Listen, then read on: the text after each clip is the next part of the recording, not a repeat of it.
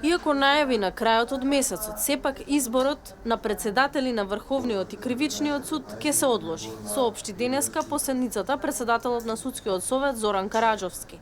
Не биле интервјуирани сите кандидати за шефовската позиција е причината поради која најголемите судови и натаму и по 2 месеца ќе функционираат совршители на должноста. Изборот првично се одложи поради парламентарните избори, а потоа поради приговорите на дел од кандидатите за председатели на добиените оценки.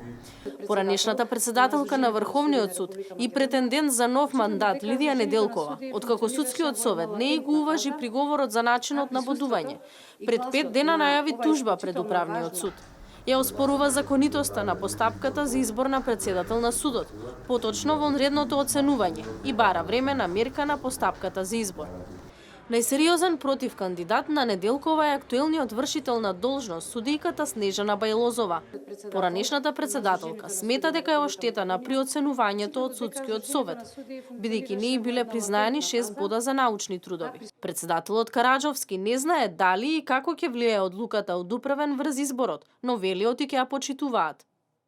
Ние доколку има такви тужби, доколку има законска основаност, во секој случај би ги почитувале одлуките на судовите, доколку е така. Суд донесе спротивна одлука од вашата за Значи тоа е се преюдицирање. што се Судските случува, одлуки, како е значи ние први како судски совет велиме дека законски судските одлуки мора се почитуваат од страна на сите субјекти, правни или физички, без разлика дали е судски совет, дали е министерство, дали е новинар, дали е судија.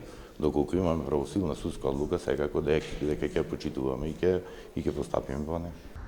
Тужба до Управниот суд во врска со огласот за избор на председател на Кривичниот суд најави и судијата Иван Џолев од Основниот суд Скопје 1 против кандидатот на Владимир Панчевски.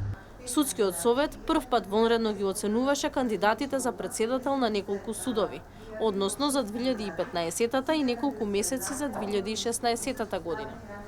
Од Судскиот совет не ги откриваат оценките на кандидатите. Според постапката, најпрво се гласа за оној кандидат кој има највисока оценка.